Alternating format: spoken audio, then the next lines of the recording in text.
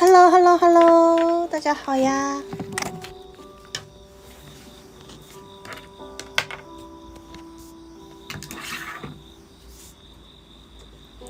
等你们进来。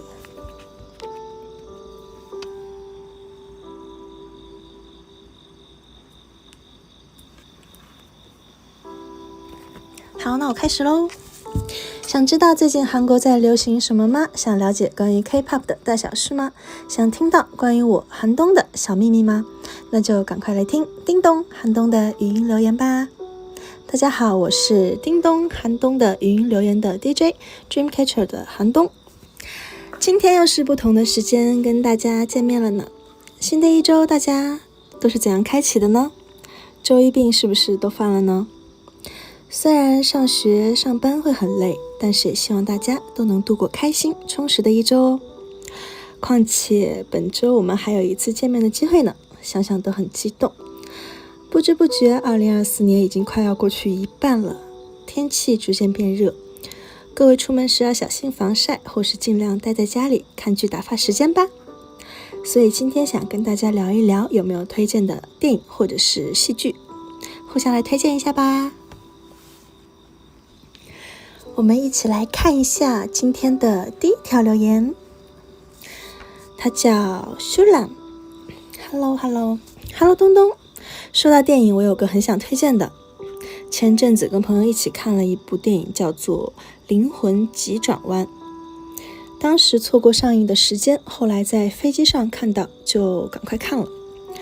这部电影很有哭点，讲到好多人生道理，也让我学会怎么享受人生当下的美好。大家都一定要去看看，是很温馨的一部动画片，自己看或者跟朋友跟家人都很适合。我当时是跟朋友一起看的，我们两个都哭得好惨，但是两个人哭的点都有不同。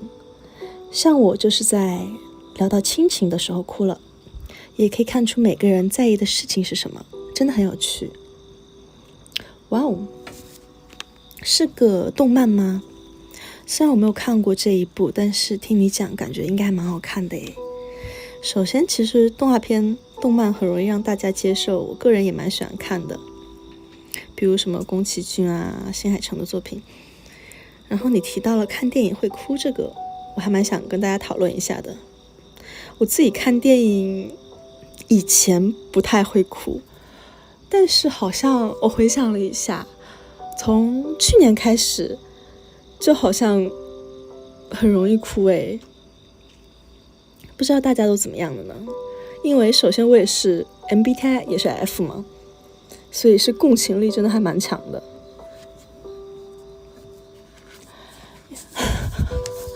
我就知道你们要这么说，有人说老了，上年纪了。哎，水做的女人竟说被社会毒打了。但是真的好像以前不太会哭诶，但有的时候可能会忍着不哭。你们是魔鬼吧？对啊，你们是魔鬼吧？你们这群人。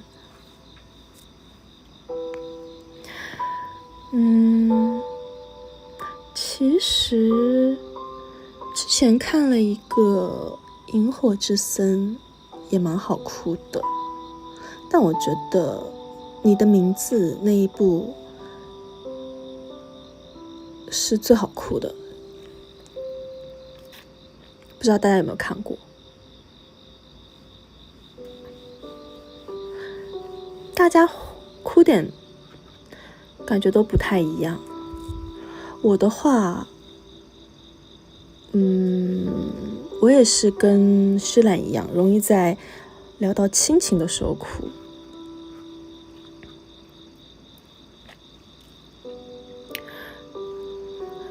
波波说最近看了泰国电影《姥姥的外孙》，哭惨了，强推。哇，我听这个名字我就不行了。就感觉老人是我心里非常柔软的一个软肋，那一部分的感觉。没错，就是最有共鸣的时候容易哭。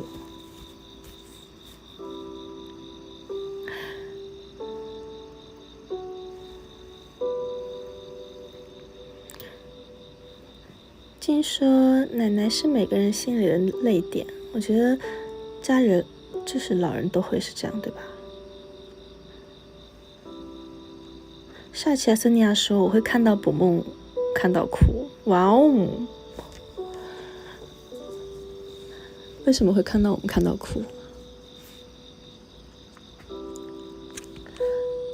我之前看过一部电影，虽然好早了但也没有特别早，2-3年前，就是当时疫情还特别严重嘛，就有那个电影去讲述当时武汉疫情的那个题材。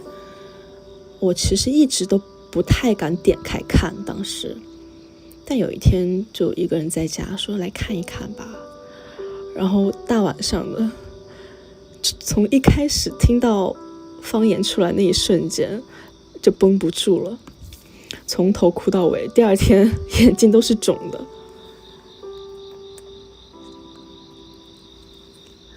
就可能蛮有共鸣的吧。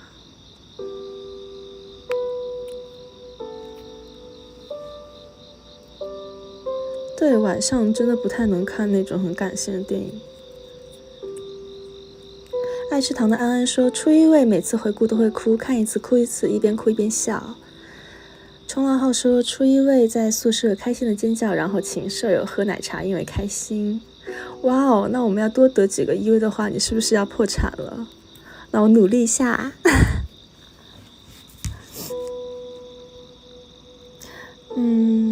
当时初一味的时候完全没有意料到，公司也没有跟我们说，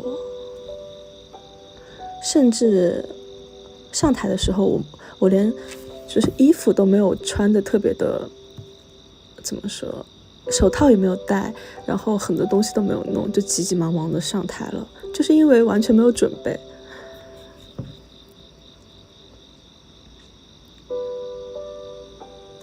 林小璐说，看幕后的时候哭死我。都是因为有你们的陪伴，你们的努力，才让我们得到了那个初一味，特别特别的难忘。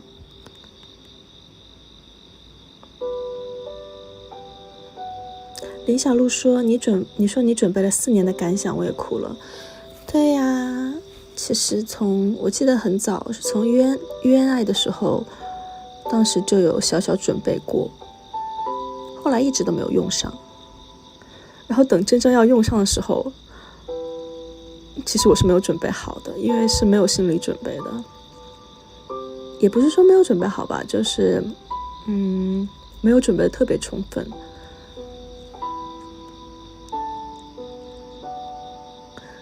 等了4年耶。木子说，你那句我最绷不住。说到这个，我又想到这次去亚巡的时候，家里人都来看嘛，然后有很多我们的森尼亚也来看，很多第一次见到我们的，甚至从大陆赶过来的，特别特别多人。我也觉得感觉那次花费了更久，那次是花费了7年的时间才走到你们面前。如果那次没有再续约，可能都不会有走到你们面前这个机会了。这样想想，我觉得真的蛮不容易的，都是你们的努力，然后我们一起的努力，一步一步，一小步一小步走到现在。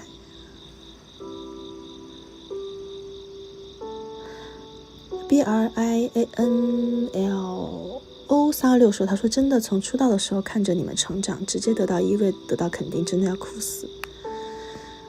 对，我们也变化了很多，成长了很多。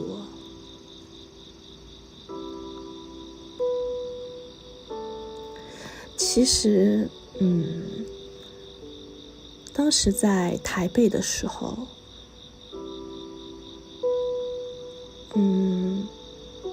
站在后场的时候吧，我们会站在后面嘛，然后其实都听得到，虽然带了耳返，但是也会听得到大家在下面应援啊、唱歌什么的。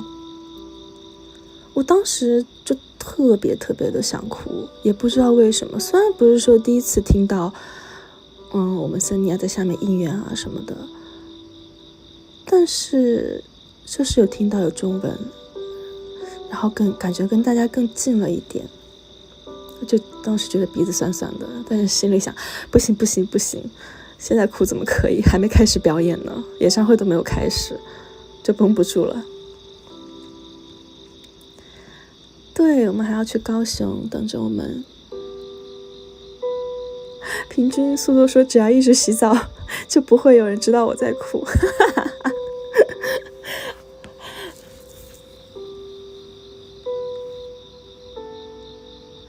小丽说：“东东，现在大家都在家哭了，不要哭，该高兴的事情，对吧？”一开始就这么催泪，怎么可以？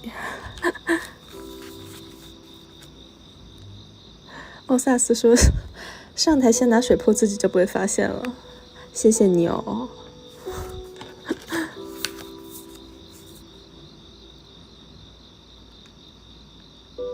过分了，眼泪炸弹，这都是喜极而泣啦，对吧？开心的事情。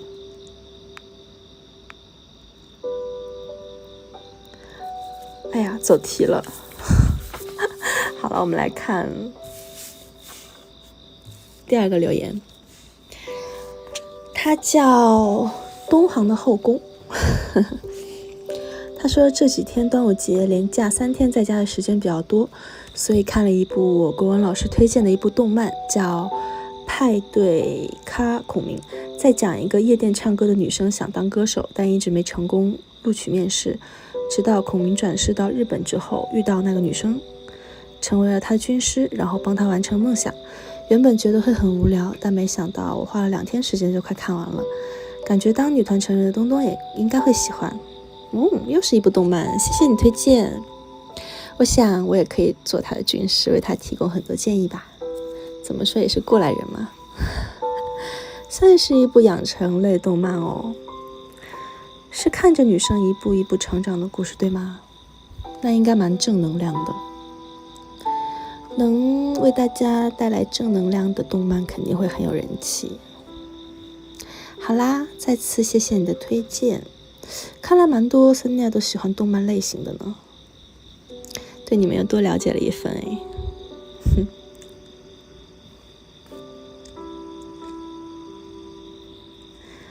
动漫不知道大家有没有看过叫鬼灭之刃，这部也蛮好看的。还有一部蛮无厘头的一部动漫，大家要是没事的时候可以去看一看，是一部蛮轻松搞笑的，也是之前的，不是最新的了，后街女孩。你没有看过吗？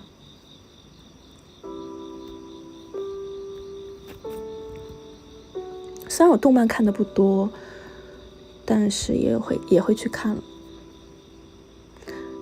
后街女孩是不是超搞笑？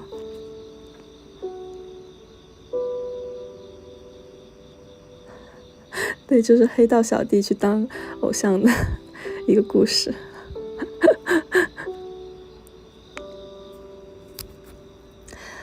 普拉说捕梦的歌很有动漫风，没错，感觉特别是我们前期的歌更有那种动漫的感觉。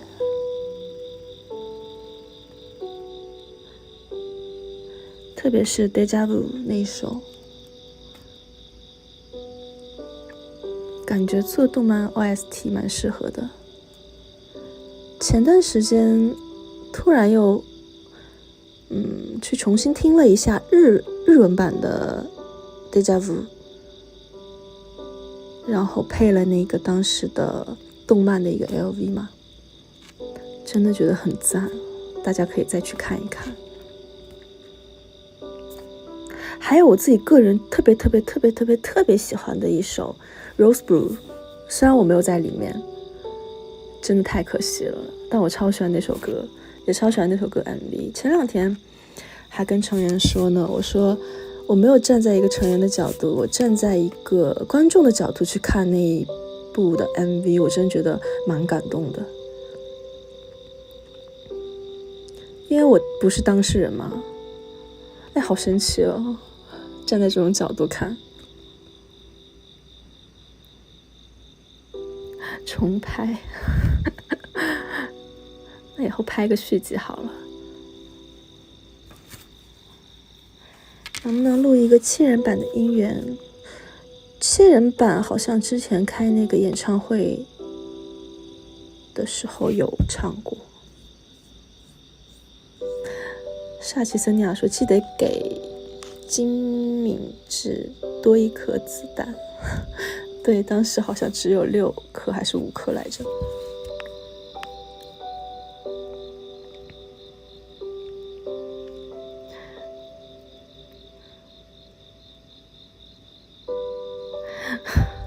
Rose Blue 7个人唱过呀，之前 online 演唱会的时候，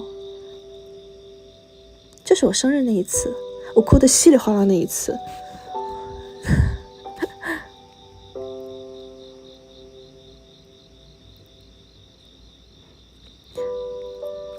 对，是一个慢的编曲版本，不是原版。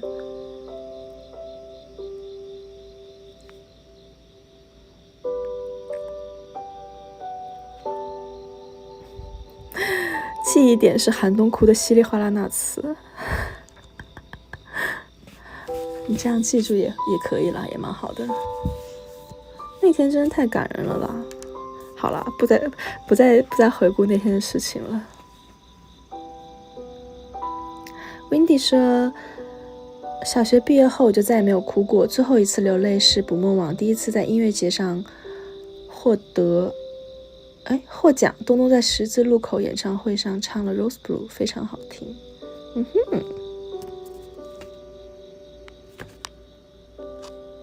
森尼亚没有失眠说，我现在每次听到 Full Memory 脑袋里都会浮现寒冬的哭腔，我谢谢你，不要这样子了。我忍不住怎么办了啦？我已经很尽力在克制了。真的觉得那种在台上能够克制住自己想要哭的歌手都蛮厉害的。下次把这个换成微信铃声哦。好，那你做好，你发我一份，我也换。太坏了，真的太坏了，你们太坏了。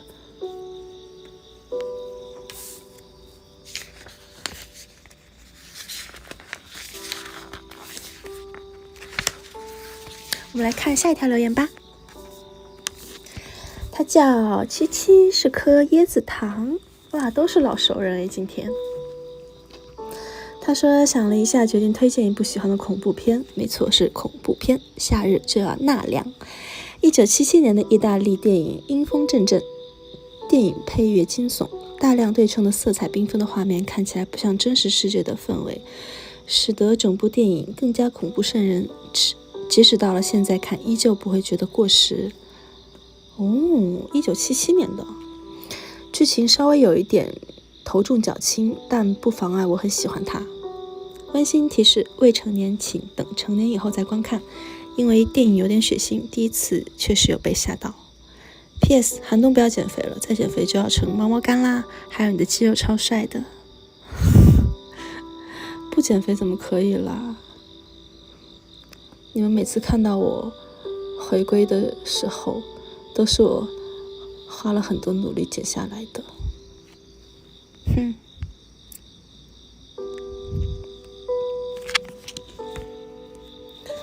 肌肉，谢谢你啦，谢谢你夸我肌肉超帅。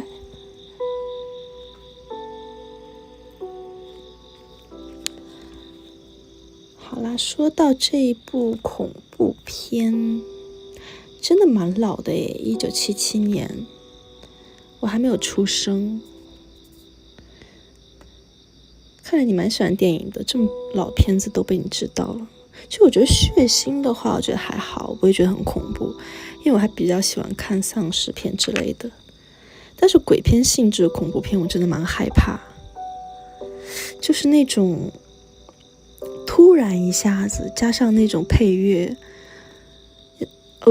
想想就觉得害怕，现在觉得背后有点凉飕飕的。哎呀，森尼亚没有失眠，谁说你胖？我代替你捶他。我觉得我胖。哎呀，不要劝我了啦，哪有做这一行不管理的，是不是？如果真的不管理的话，就不会让你们看到在舞台上很完美的我们了。我们自己看到也会不满意，也会很不开心的。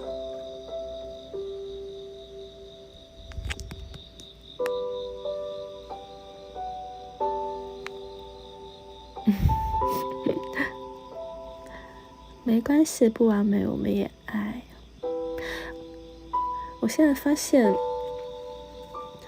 经常会看到舞台上的一些照片嘛，就很明显的，有的时候我们去巡演，因为巡演的时候比较累嘛，所以如果说再去节食减肥什么的，真的可能会吃不消，所以可能不说一顿3餐，一顿2餐肯定是会吃到的。但是就发现明显感觉打歌时候穿的衣服，巡演的时候就是扣不上了，拉链拉不上了，然后看到巡演时候的舞台照片，明显会觉得比打歌期间要胖10倍的感觉，就很圆润，我就觉得哇，好罪恶。每当看到这种照片就有这种想法。真的很 TMI， 打歌时候穿的衣服巡演穿不上。布布说衣服的问题，谢谢你哦，谢谢你替我找借口。兄弟，数学不是这样用的。衣服缩水了。好啦，衣服坏都是衣服的错，行了吧？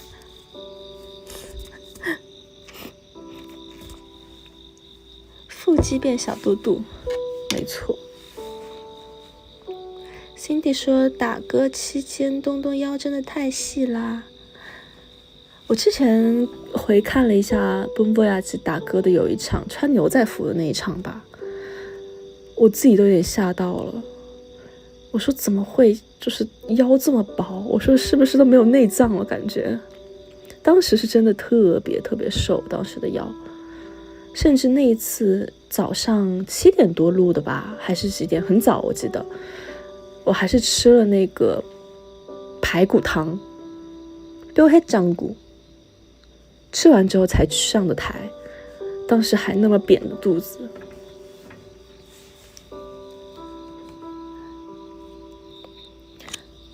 感觉那个时候好像是我整个打歌期最瘦的一天。对，有带腰链的那一次，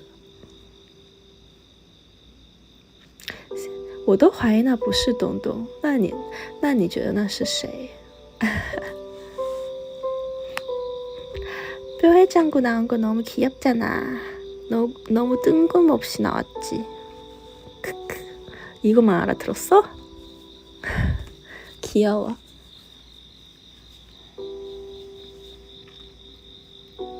嗡嗡说东东不要太瘦啊，要健康。没错，健康第一。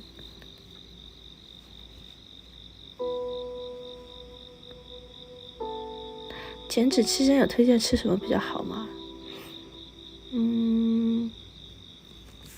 刚刚有在家自己煲了一个汤，玉米排骨汤，然后里面加了山药、胡萝卜，还蛮好喝的，蛮健康的。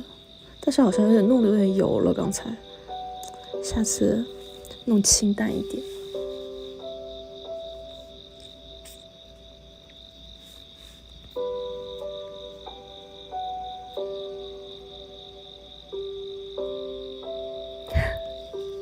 哎，不是说电影吗？怎么又谈到这个上面了？你们有没有什么喜欢看的恐怖片哦？我恐怖片我真的没有办法一个人看，我觉得我会去世。我真的没有办法一个人看恐怖片。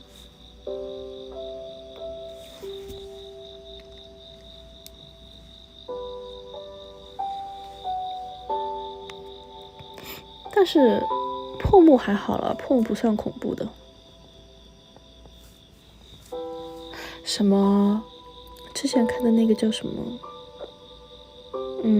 哎呀，我突然想不起来名字了，招魂还是什么来着？那种，那个真的蛮吓人的，我觉得。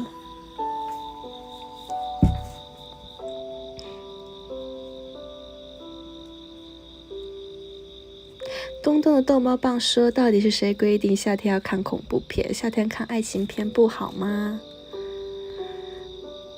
大家最近有没有看什么好看的电视剧或者是电影啊？昆池岩再见，昆池岩真的不行。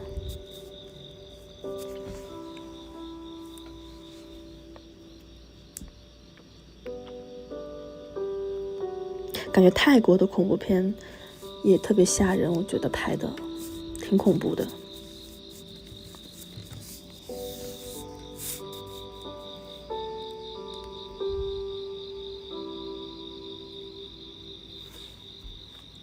那些年超级好看哇！我看那些年的时候我还在上初中吧，好像。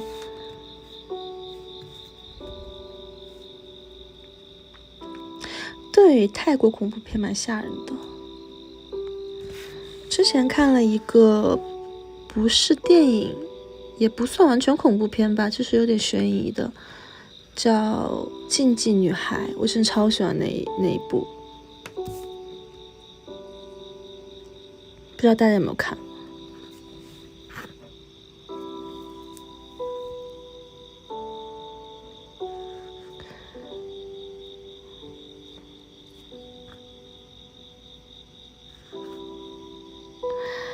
冲浪号说最近光顾着旅游没怎么看哎，哇哦，玩得开心吗？别忘了多拍点照片给我看看。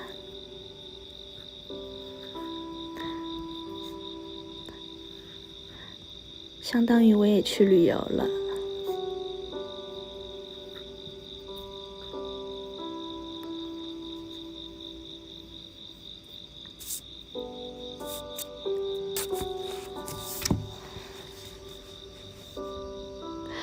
欧萨斯说噩梦6部曲也是一部可怕电影。噩梦系列我们的吗？我觉得不是很可怕哎，可能是因为自己身在其中不觉得吧。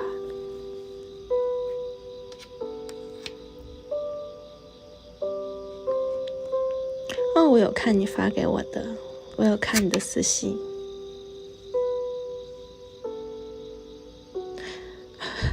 音上说你看哇不觉得可怕吗？我觉得可怕呀，你知道吗？我们公司1楼每天都会循环播放我们的 MV， 只要放到那个哇那个的时候我就自动屏蔽。真的有一种功能可以自动把自己的脸屏蔽掉的功能。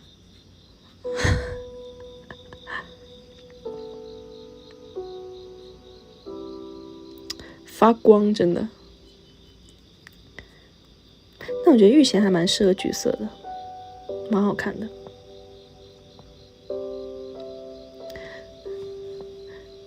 那天我们有一个不公开行程，然后玉贤说他看完那个视频，他一直以为他是我，你知道吗？我说你自己都认错。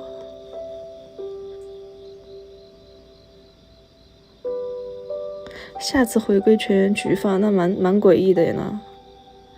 李嘉璇第一个不同意，他超讨厌橘色。对，就是会幻视。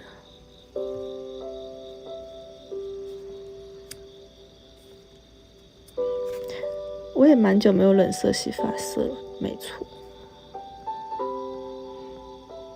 看来有很多人会换饰因为我太常橘色了。李嘉轩已经开始闹了。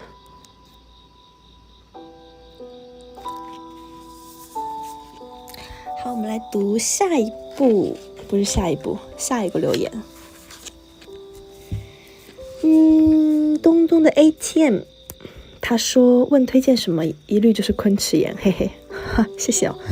最近看 Netflix 的新的剧叫《名校的阶梯》，挺不错的哦。我昨晚有看，韩文是 Hierarchy， 就算是迷你影集。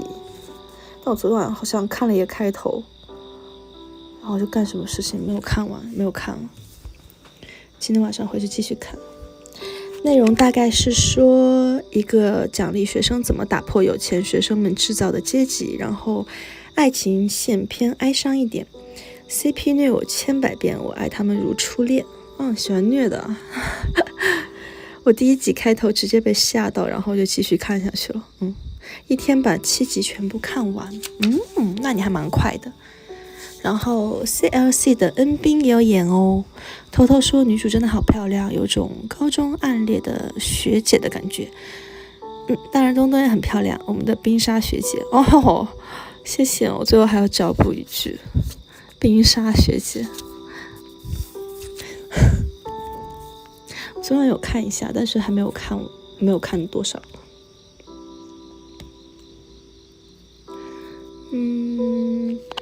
还没有看到有 CLC 的恩彬出演可能是我还没有看到那个时候。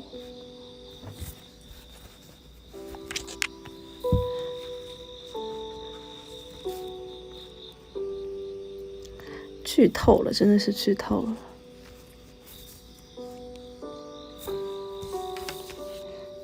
名校的阶梯，后面一点点就有了是吗？好的。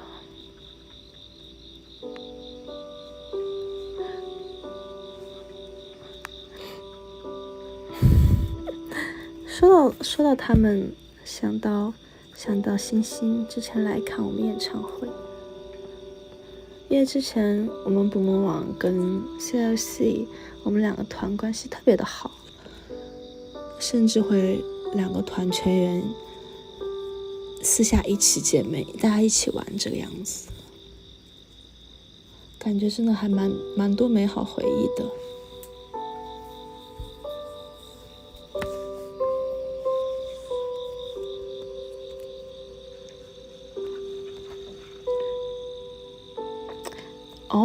对哦，之前你们给我们起了个名字叫捕猫网。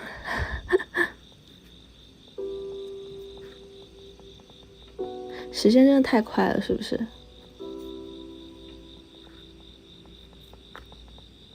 哇，有人是东东有听 Kepler 的新歌吗？有听，觉得蛮好听的。小婷的 part 很好听，非常的 killing part。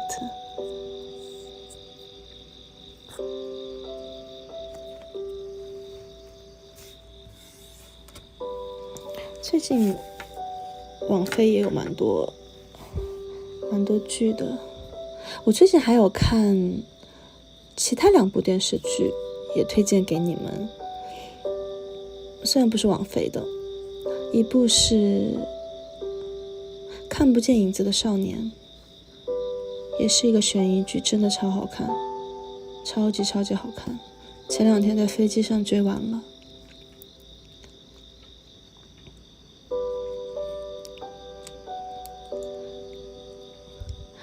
普拉说只有小婷的 part 好听哦，好偏心，嘿，就是偏心。怎么样？你能把我怎么样？然后我想想还有什么，还看了一部，但是还没有看完哦，他也没有更完。玫瑰的故事吧，刘亦菲演的。之前看热搜说里面那个女主特别的白羊座，非常典型的白羊座，然后就去看了一下，觉得真的蛮白羊的。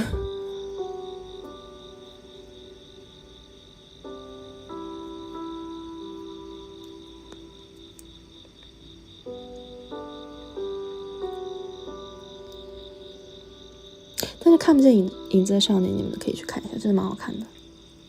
全员真的演技真是超神。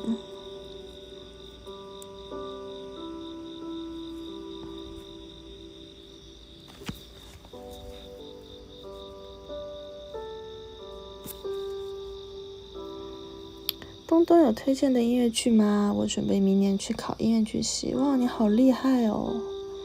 觉得音乐剧真的蛮不容易的。综合能力，那你综合能力应该真的非常强。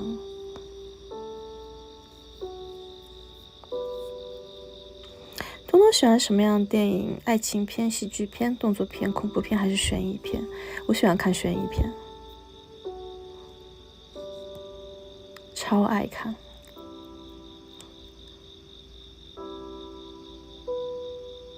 而且我不知道为什么我超喜欢在飞机上看悬疑片。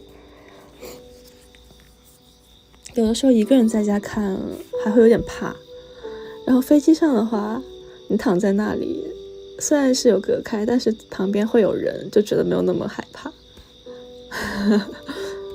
就会安心一点。旁边有成员啊，有工作人员什么的。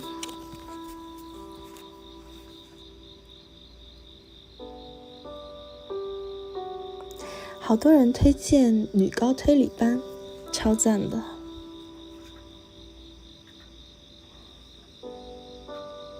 犯罪现场也好看，推荐。我发现悬疑片基本上我应该都有看，电视剧什么的。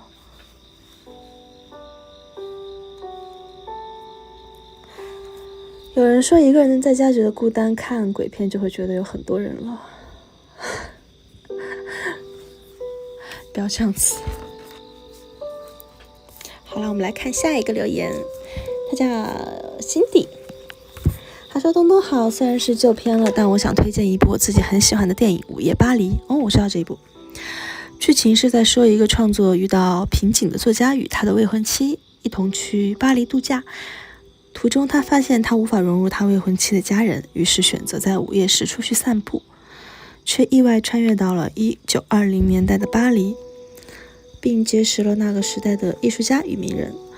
透过与他们的互动，重新找回自己的自信与确定自己所爱。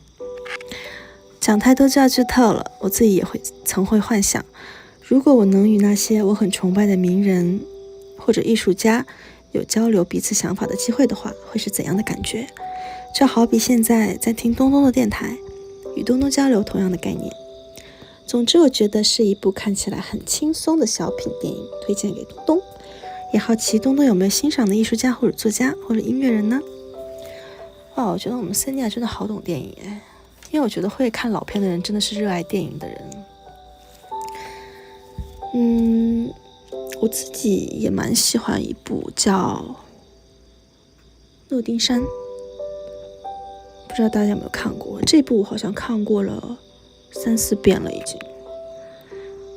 就觉得还蛮治愈的，蛮好看的。听你介绍的这一部剧虽然很老，但是题材也蛮新颖的。那个时候都流行穿越了啊，我一定会去看看的。那我又要好奇，要是可以穿越，大家想穿越到过去还是未来？这个时候就需要一下我们的恩人来发挥一下想象了。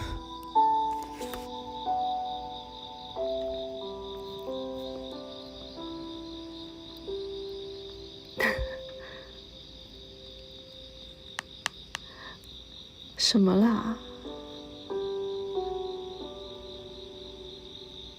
有人说比起看题材更倾向看演员。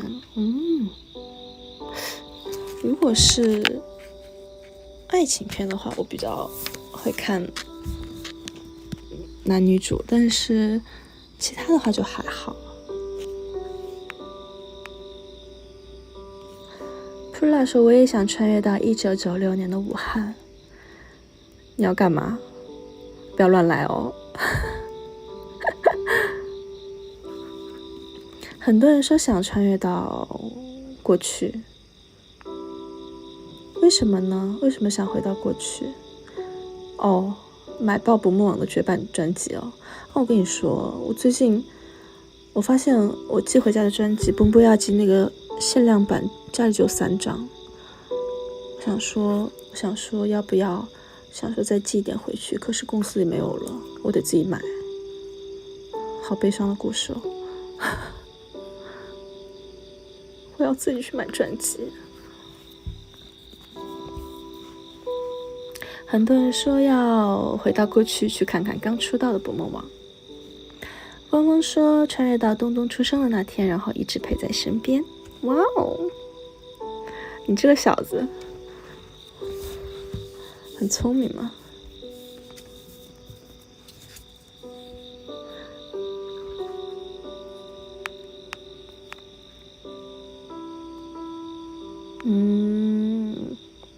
很多人都想买以前的专辑。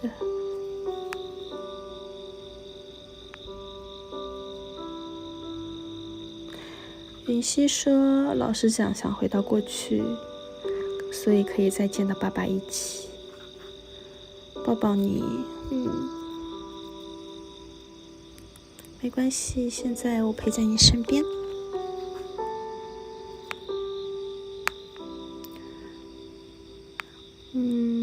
穿越到 Mins 刚出道，你想干嘛？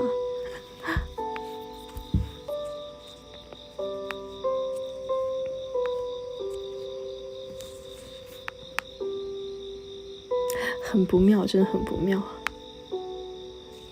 感觉你要把我直接拐走的样子。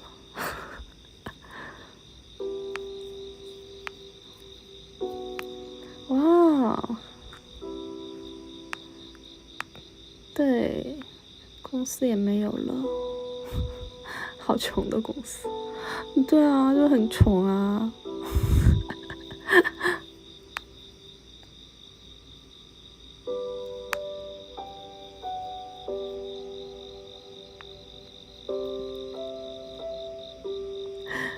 去交易超收吧。好卑微哦，还要去收捕梦网旧专。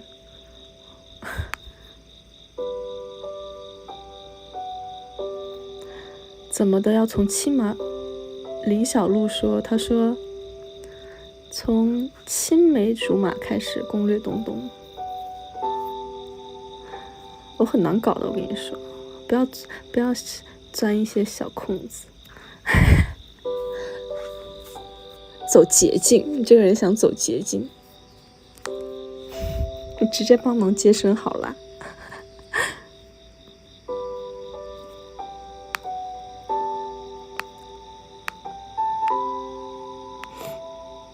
盖上被子就开始做梦了是吧？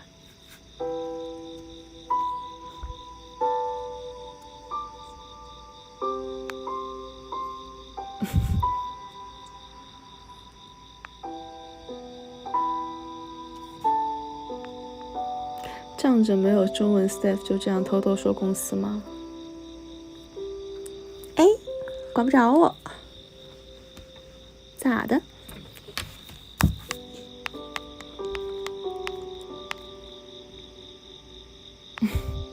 如果是我的话，我应该也是想回到过去吧。有很多事情有蛮多遗憾的，但是没有办法回到过去，那就往前看好了。从现在开始，不要留下遗憾，不要让自己后悔就好了。人生那么短，是不是？该冲的时候就要冲一把。因为后悔的事情实在是太多了，我相信每个人都会，总是会挂在嘴边说，要是当时怎么样，要是当时不怎么样就好了，什么之类的这种话。我要是没有怎么样，现在也不会这样。有的人会这样说嘛，对吧？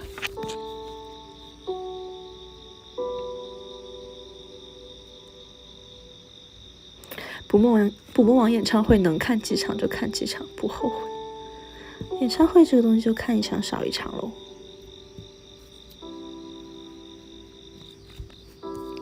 好了，我们来看下一个留言。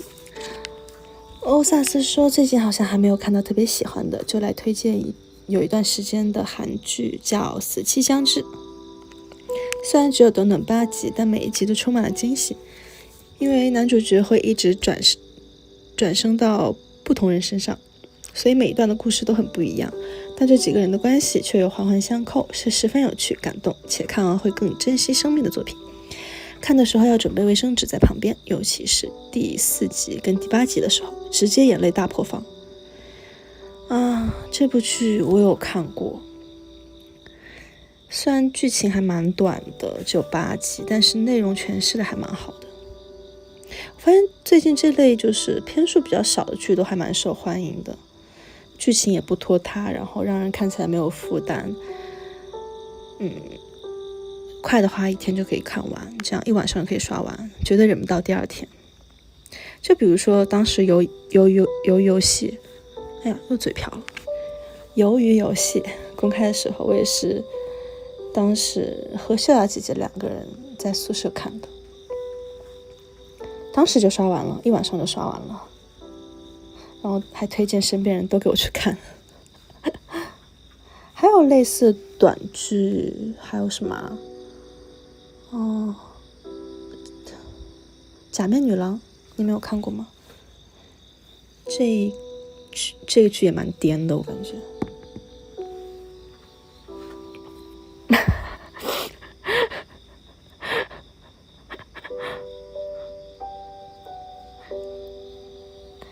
死期将至蛮好哭的，真的。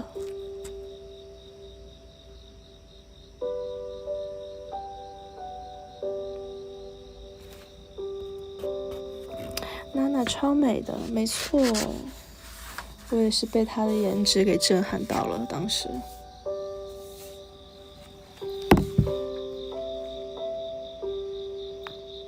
遗物整理也很好哭，哇，听这个名字就很好哭哎。之前买了一本书，叫《遗物整理师》，没有看完，有点不敢看下去。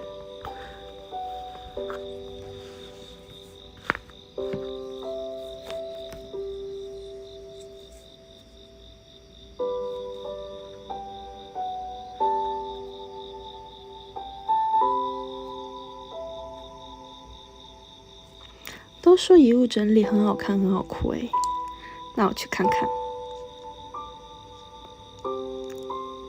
听这个名字就很催泪啊，是不是？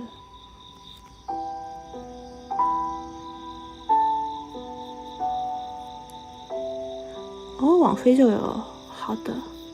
僵尸校园也是1晚上看完了，对，这个也是一个短剧，超好看。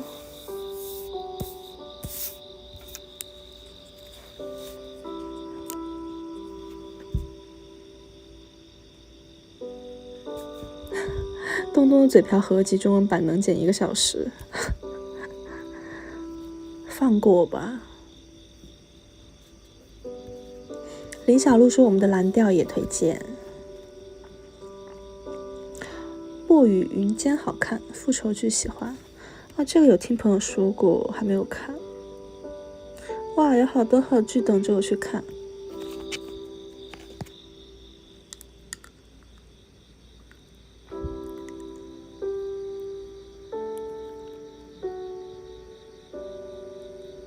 Windy 说希望我们能在电视剧或者是电影里面看到东东。哇哦，谢谢你的祝福。如果是我的话，我真的想去演那种就是迷雾剧场的那种悬疑剧。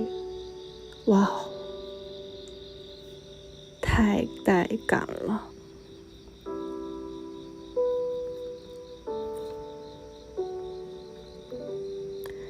好，我们来看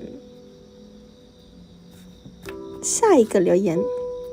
什么？有人说东就 life 说东东适合喜剧。哼，原来我在你那就是个笑话。好了，看下一条留言。蜂蜜说想推荐一部，蜂蜜是个新人哦 ，Hello， 想推荐一部群像泰剧叫《Homeschool》，主角是大人眼中的坏孩子，他们被送到一所名为 Homeschool 的寄宿学校。主角们前期一无所知，只知道这学校很奇怪，于是剧的前半是他们为了回家而抗争，然而终于回到家后，却发现原来从被送到学校的那刻起，便意味着他们已经被抛弃。他们心里认定的家根本不欢迎，甚至厌恶他们的到来。于是，一群没有家的孩子再次回到了学校。从小在不幸家庭中长大的他们，互相支持依靠，成为了相互的家人。而后来的抗争，便是为了彼此，也就是真正的家。就像剧里所说的，家不是地方，也不只是血缘，而是大家相互依靠、互不放弃的感情。虽然后面剧情有点颠，也不是难看，只是颠，但力也很好，很感人，演技也好，很值得一看。看来也是一部充满感情意义的故事哦。前面看到你说家人们厌恶他们被送走，还蛮可怜的，但是得到了美好的结局就放心了。而且我也很赞同这句话，家不是地方，也不只是血缘，而是大家相互依靠、互不放弃的感情。没错，其实哪里都有关爱，哪里都有亲情。真是尴尬，在这么感动的地方吃嘴瓢。等一下啊，重新来一下。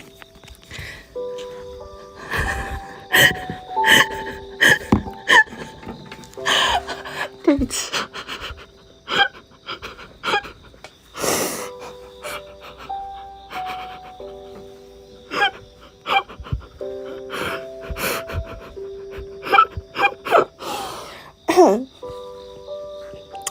素质，职业素养。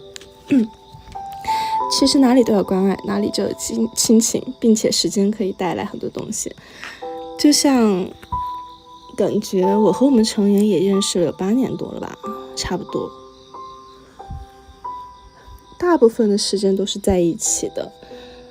就我们虽然没有血缘，但是相互依靠，共同奋斗，走过了这么多年，就已经像是家人般的存在了。想一想，比我们在一起待的时间比跟自己家里人要多诶。当然还有我们森尼亚，虽然我们不能记住每一位森尼亚的名字，但是有 Jimmy Kitcher 在的地方肯定就会有森尼亚，这个在我心里面已经像是一个公式一样。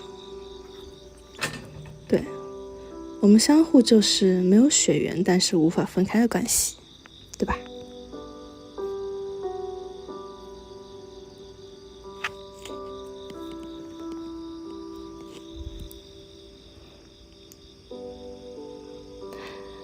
今天真的很多留言诶，森尼亚都很喜欢电影和戏剧，不愧是喜欢我们 Dream Catcher 有品味的森尼亚们。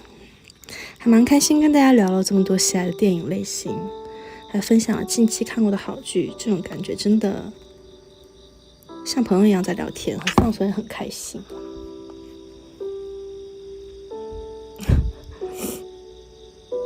烦死了，真的不要再逗我笑了，点到我笑穴了，尴尬死了。其实今天应该是我的倒数第2次 Spoon Radio 了，下一次是我默放了。对，时间是不是过得很快？因为我们要回归啦。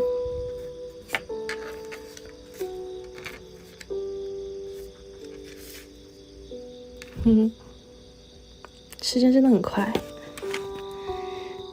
今天是我们的第多少次了？11次，第11次，对，没错。因为我们要回归了。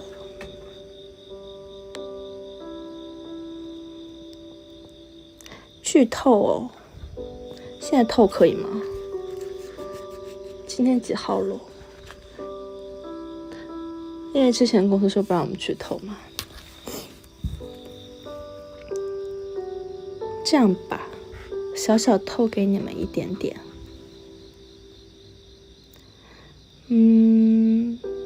过在韩国的森尼啊，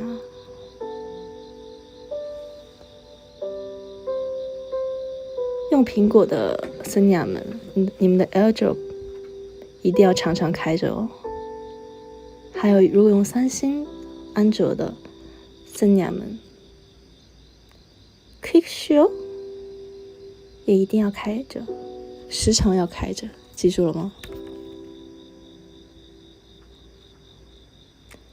？AirDrop, QuickShare 항상 켜고 다녀라.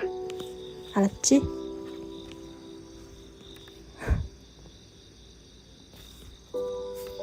我只能透到这里了。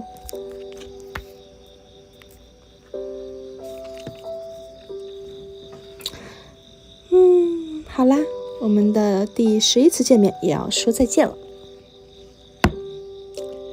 是不是没有那么不舍？因为我们还有一次聊天的机会，就在本周礼拜4的晚上8点，韩东还是会在 Spoon Radio 和大家见面的，一起期待一下我们的下一期播放吧。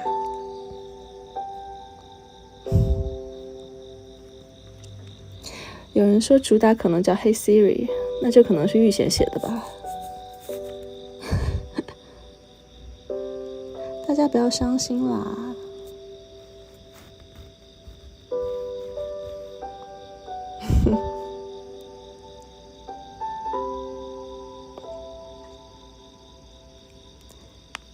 这段时间每周4都有大家来陪着我聊天，我觉得还蛮开心的，觉得都是很治愈的时间。这段时间大家不要伤心，至少我们还会回归啊，对吧？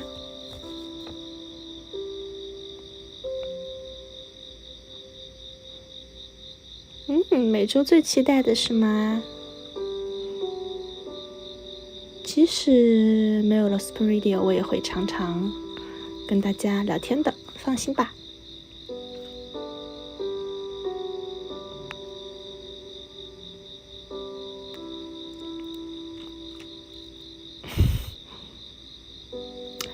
林小璐说：“那我们7月见。”好哦，7月见，等着我们去。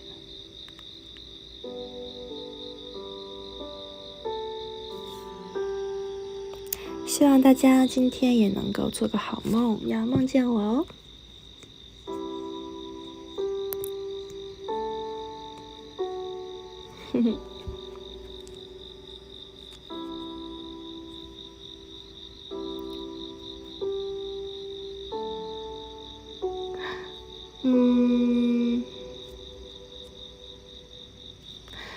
有人说동이 파란머리 하니까 한국 들어왔을 때 생각나서 울컥해. 오다이 그때 맞아. 약간 추억이지 이거.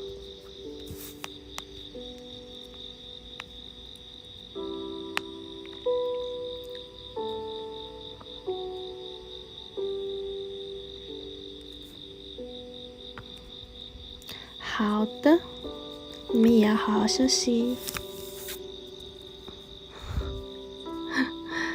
森尼亚没有失眠说，我会想念在 Spoon 上讲垃圾话的时光。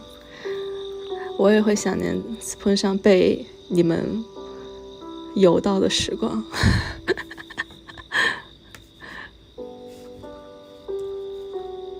一群石油王滋润了我大几个月，是不是？滑到站不起来了都。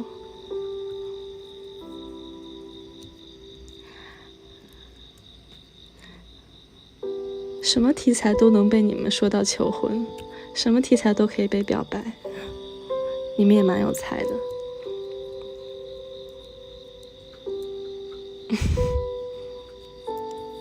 好啦，我要走了。以上是今天叮咚寒冬的语音留言全部内容。我是 DJ Dreamcatcher 的寒冬，各位森尼们晚安，拜拜，잘 자 내 꿈꿔。